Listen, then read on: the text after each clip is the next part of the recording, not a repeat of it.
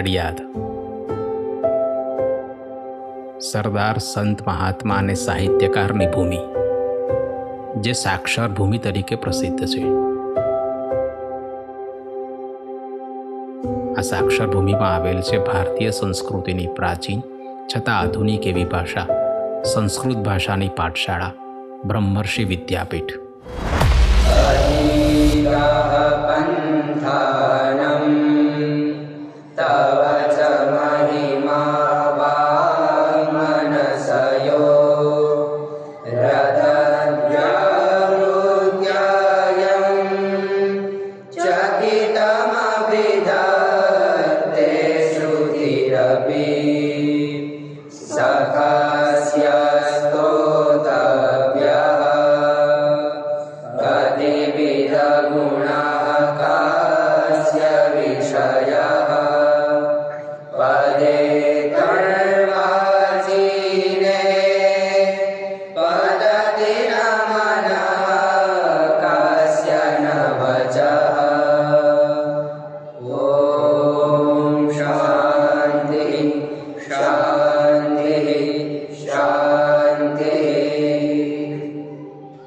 કોઈ પણ રાષ્ટ્ર કે કોઈ પણ દેશ એનો વિકાસ અને વિસ્તાર એની સંસ્કૃતિ પર અવલંબિત છે. ભારતનો વિકાસ અને વિસ્તાર ભારતીય સંસ્કૃતિના ઉપર આધારિત છે.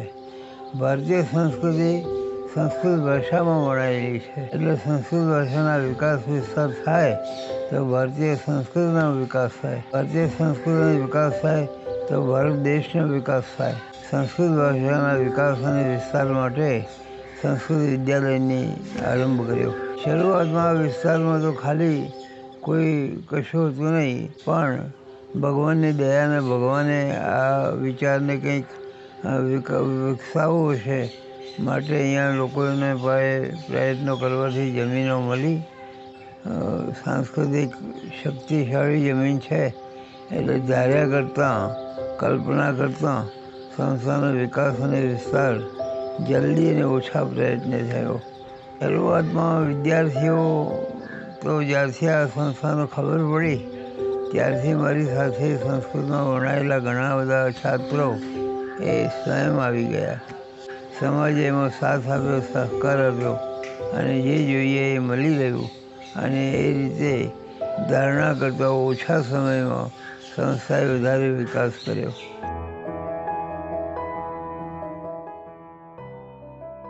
जनाः संस्कृत ज्ञानं न जानन्ति, अतः ते विज्ञानमपि न जानन्ति. संस्कृत છે ભારતીય સંપદા છે, ભારતીય જ્ઞાન ભંડારની ચાવી છે. એવું કહેવાય છે કે જાનાતિ વિવિધા ભાષા, જાનાતિ વિવિધા કલા, આત્માનમ નેવ જાનાતિ યો ન જાનાતિ સંસ્કૃતમ. સંસ્કૃત એવી આપણા આત્માને પરમાત્મા સાથે જોડનારી ભાષા છે. સંસ્કૃતની અંદર યોગ છે, વિજ્ઞાન છે, આયુર્વેદ છે, વેદો સંસ્કૃતમાં લખાયા છે. વેદો એ ભારતની જ્ઞાન રાશિ છે. વેદોએ તો આખા વિશ્વને આકર્ષિત કર્યું છે. એટલે સંસ્કૃત ભાષા એ આપણને જીવન શીખવાડે છે. Sanskrit is not only language, it is a philosophy. એ એક તત્વ જ્ઞાન છે. It is an art of life. એ જીવનની કળા છે. સંસ્કૃત ભાષાના મૂળ એટલા બધા ઊંડા છે. પ્રાચીન જગતનું સાહિત્ય જે ઋગ્વેદ કહેવાય સંસ્કૃતમાં છે. બધી ભાષાનું મૂળ સંસ્કૃત છે. સંસ્કૃત દેવોની ભાષા એટલા માટે કહેવામાં આવે છે કે સંસ્કૃતના જે પ્રાચીન ગ્રંથો છે જેમાં દેવોનું અધ્યાત્મ વર્ણન કરેલું છે, દેવોના જે ચરિત્રનું વર્ણન કરેલું છે, જેને ઉપદેશ આપ્યો છે તે સંસ્કૃત ભાષામાં, એટલે દેવની ભાષા કહેવામાં આવે છે. દરેક વર્ગના લોકોને સંસ્કૃત પર પ્રીતિ હતી, સંસ્કૃત પર અનુરાગ હતો અને બધા સંસ્કૃત બોલતા હતા અને ભારતની અંદર સંસ્કૃતનું જ ચરણ હતું. આપણા ભારતની અંદર 3 ગામ છે. એક કર્ણાટકમાં મુત્તુર શહેર છે, એવું બીજું રાજસ્થાનની અંદર છે એક ગામ જીરી કરીને છે, મધ્યપ્રદેશમાં હસૌલી કરીને ગામ છે. આમાં 3-4 ગામ અત્યારે આ ગામની અંદર તેઓ સંસ્કૃત બોલે છે. મોડર્ન લેંગ્વેજની અંદર સંસ્કૃત એટલા માટે શ્રેષ્ઠ કહેવામાં આવે છે કે સંસ્કૃત છે ને એની જે લેખન શૈલી છે ને બહુ અત્યંત રુચિકર છે, બહુ વૈજ્ઞાનિક છે. It is very scientific. Computer માટે સર્વશ્રેષ્ઠ ભાષા છે.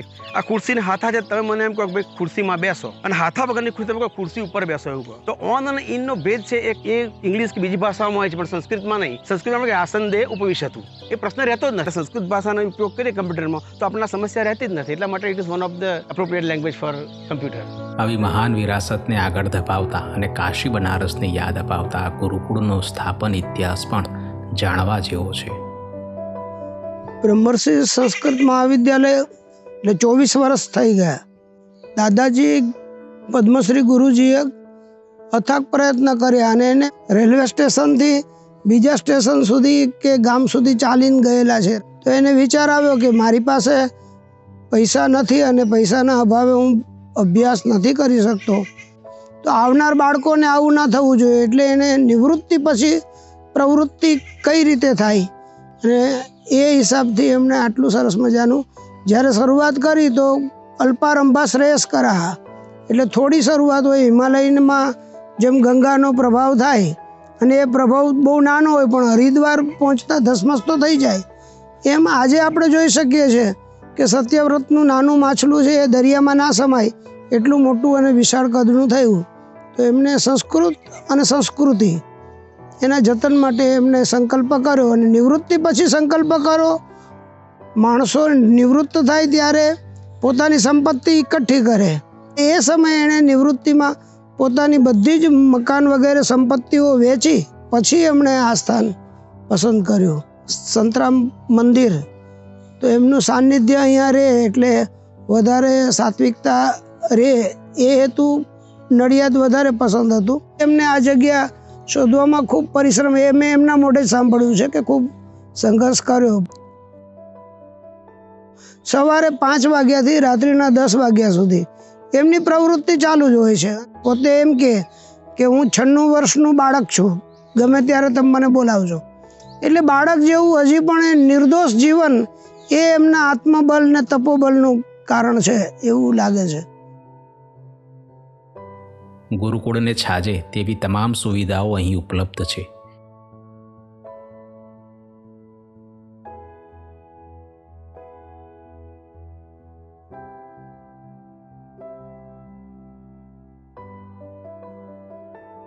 સનાતન સંસ્કૃતિની અંદર 4 પ્રકારની વર્ણ વ્યવસ્થા હતી, જેમની અંદર બ્રહ્મચર્યાશ્રમ, ગૃહસ્થાશ્રમ, વાનપ્રસ્થાશ્રમ, યોગપ્રસ્થાશ્રમ છે. હવે આમની અંદર પહેલી જે અવસ્થા છે આશ્રમ છે બ્રહ્મચર્યાશ્રમ છે. તો પહેલા સમયની અંદર બાળક જ્યારે 8 વર્ષનું થતું હતું ત્યારે એમને વિશ્વવિદ્યાલયોની અંદર મૂકવામાં આવતો હતો અને 25 વર્ષનો થાય ત્યાં સુધી એમનો અભ્યાસકાળ ચાલતો હતો.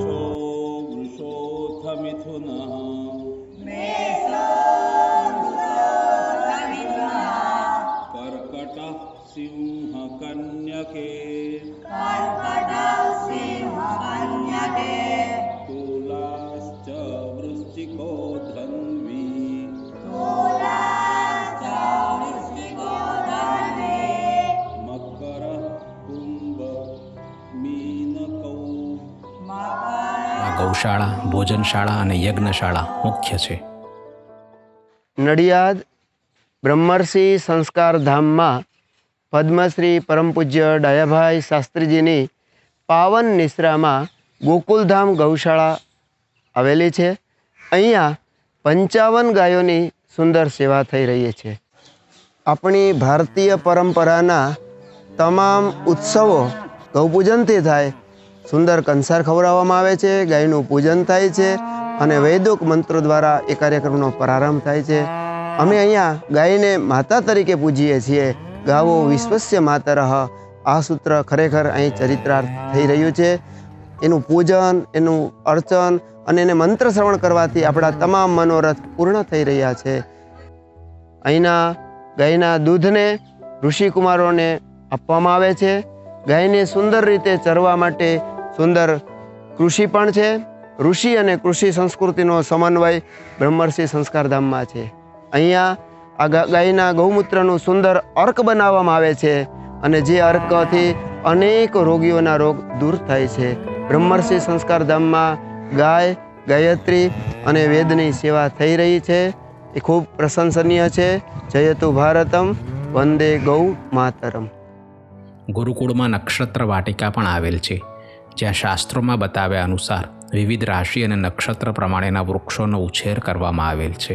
પદ્મશ્રી પૂજ્ય ડાયાભાઈ શાસ્ત્રીજી દ્વારા નિર્મિત આ સ્થાન અને તેમની નિશ્રામાં આવેલું આ નારાયણ નક્ષત્ર મંદિર, સંતરામ મંદિરના 8મા મહંત પૂજ્ય શ્રી નારાયણદાસ મહારાજની સ્મૃતિમાં બનેલું આ નક્ષત્ર વાટિકા, નક્ષત્ર મંદિર, તે આકાશની અંદર બિરાજમાન જે પ્રમાણે 27 નક્ષત્રો એમના જે પ્રમાણે સ્થાન નિર્માણ કરેલા છે તે જ પ્રમાણે આકાશની અંદર જે પ્રમાણે તેમનું માપ છે તે માપને ધ્યાનમાં રાખીને અહીંયા આ નારાયણ નક્ષત્ર મંદિરની અંદર તેમના સ્થાન મુજબ દરેક વૃક્ષોનું અહીંયા વાવેતર કરવામાં આવેલું છે, તેમજ સાથે સાથે વૃક્ષોનું જતન કરવામાં આવે છે.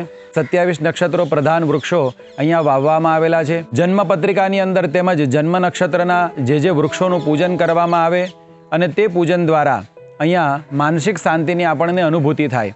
સાથે સાથે જે તે નક્ષત્રમાં આપણો જન્મ થયો છે તે નક્ષત્રના દેવતાઓના વૃક્ષોના પૂજન કરવાથી પણ અનેક પ્રકારના લાભ થાય છે. તેમજ પ્રકૃતિની અંદર રહેલા વૃક્ષો એ પોતાની એક અલગ પ્રકારની ઉર્જા ધરાવે છે. તેમની નિશ્રામાં બેસી અને જપ કરવામાં આવે, ધ્યાન કરવામાં આવે તો શારીરિક અને માનસિક બંને પ્રકારની શાંતિની અનુભૂતિ કરાવતું આ નારાયણ નક્ષત્ર મંદિર મહત્વ દર્શનીય સ્થાન આપણને અહીંયા પ્રાપ્ત થાય છે. આ બધા જ વૃક્ષો જે છે ભારત વર્ષના અલગ અલગ પ્રદેશોમાંથી લાવી અને અહીંયા વાવવામાં આવેલા છે. અશ્વિની નક્ષત્રથી પ્રારંભ કરી અને છેક રેવતી નક્ષત્ર સુધીના 27 નક્ષત્રોના જે પણ વૃક્ષો આપણા ધર્મશાસ્ત્રોની અંદર ઉલ્લેખ કરેલો છે તે બધા જ વૃક્ષોને અહીંયા જતન કરવામાં આવે છે. તેમજ એ વૃક્ષોને જળ પીવડાવવાથી, તે વૃક્ષોની સેવા કરવાથી નક્ષત્રને લગતા જે પણ કંઈ દોષો હોય બધા જ દોષોમાંથી મુક્ત થઈ વ્યક્તિને એક સુખ સમૃદ્ધિ અને જીવન પ્રદાન કરે છે. પ્રભાત પડે અને ગુરુકુળના વિદ્યાર્થીઓ નિત્યક્રમ પ્રમાણે દિનચર્યા શરૂ કરે. સવારની પૂજા કરવા શિવાલય તરફ પ્રયાણ કરે. નર્મદેશ્વર મહાદેવની પૂજા આરાધના કરવા સૌ એકઠા થાય છે.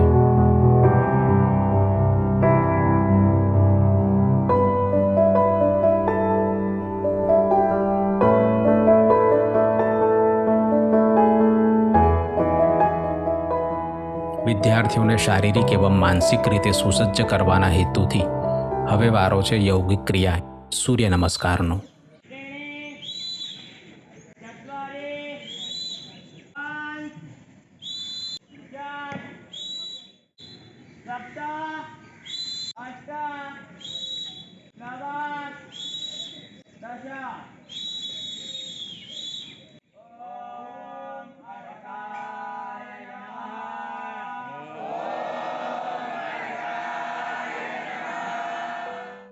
યોગ બાદ ચા, દૂધ અને અલ્પાહાર આપવામાં આવે છે.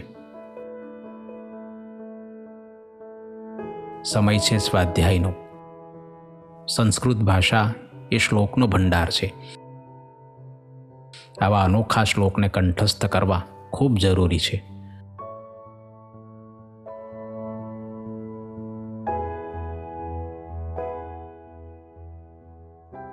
સમય છે હવે ભોજનનો. વિદ્યાર્થીઓ ભોજન કક્ષમાં ભોજન માટે પધારે છે. અહીંયા વિદ્યાર્થીઓ પ્રાતઃકાલે મંદિરની અંદર સંધ્યા પૂજા વંદના કરી અને અહીંયા પધારે છે. ચા પીતા હોય વિદ્યાર્થીઓને ચા અને દૂધ પીતા હોય વિદ્યાર્થીઓને દૂધ આપવામાં આવે છે. 10:30 વાગે એકદમ સાત્વિક ભોજન આપણે અહીંયા આપવામાં આવે છે. સવારે દાળ, ભાત, શાક, રોટલી એનું ભોજન આપવામાં આવે છે. અને સાથે સાથે વિદ્યાર્થીઓ નિત્ય ભોજન પહેલાં પુરાણોની પરંપરા પ્રમાણે શાસ્ત્રોક્ત વિધિથી અહીંયા વૈશ્વદેવ થાય પછી વિદ્યાર્થીઓ ભોજન લે છે. મહાદેવજીને નિત્ય અહીંથી થાળ જાય છે. એટલે ભોજન એકદમ સાત્વિક જ બનાવવામાં આવે છે. ગાય માતાને પહેલાં ખવડાવવામાં આવે છે. ત્યારબાદ કૂતરાને પક્ષી તીર્થ પણ અહીંયા બનાવેલા છે. બધાને ધ્યાનમાં લેવામાં આવે છે. પછી ભોજન શરૂ થતાં પહેલાં ગીતાજીનો 12મો અને 15મા અધ્યાયનું નિત્ય પઠન થાય છે અને ભોજન શરૂ કરે છે. આખો દિવસ અભ્યાસ કર્યા પછી સાંજે 5 વાગે બાળકોને ભૂખ લાગે છે. એટલે અમે નાસ્તો સાંજે 5 વાગે બટાકા પૌવા, મમરા, ચણા, સિંગ ચણા, બાળકોને બહુ ભારે ના પડે એવો એકદમ સારો નાસ્તો આપવામાં આવે છે. યજમાન બહારથી આવી અને વિદ્યાર્થીઓને અહીંયા લાડુ છે, દાળ ભાત શાક પૂરી છે, પછી કઠોળ, આવું બધું ભોજન આપવામાં આવે છે. એ અમને જે મીઠાઈ યોગ્ય લાગે અહીંયા જ બનાવવામાં આવે છે આપણા રસોડાની અંદર. સાંજે ભાખરી, ખીચડી, શાક અને દૂધ આપવામાં આવે છે. સવારે 150 વિદ્યાર્થીઓ, સાંજે પણ 150 વિદ્યાર્થીઓ નિઃશુલ્ક આનું સંપૂર્ણ સંચાલન છે કરુણામણી મંગલા સેવા ટ્રસ્ટ પોતે કરે છે. એ બ્રહ્મર્ષિ સંસ્કારધામ અને પૂજ્ય ગુરુજી ડાયાભાઈ શાસ્ત્રીજી છે એ આના આદર્શ પ્રણેતા છે. હવે વિદ્યાર્થીઓ પોતાના વિષય પ્રમાણે વર્ગખંડમાં પહોંચી જાય છે.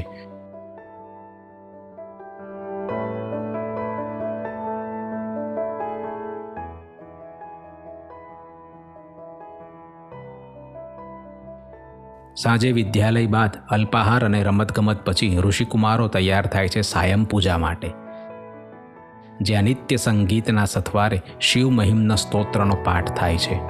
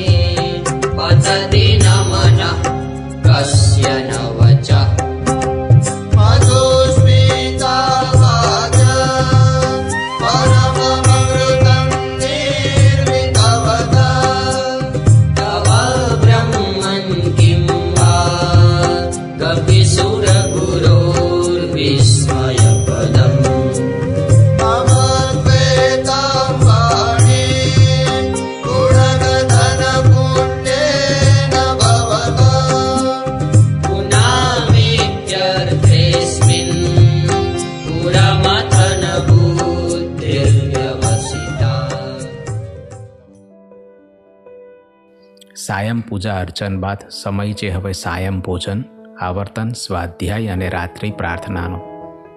દિવસભરના થાકને દૂર કરી બીજા દિવસે નવી ઉર્જાથી દિવસ શરૂ કરવા માટે વિદ્યાર્થીઓ હવે ગાઢ નિંદ્રામાં પહોંચી જાય છે.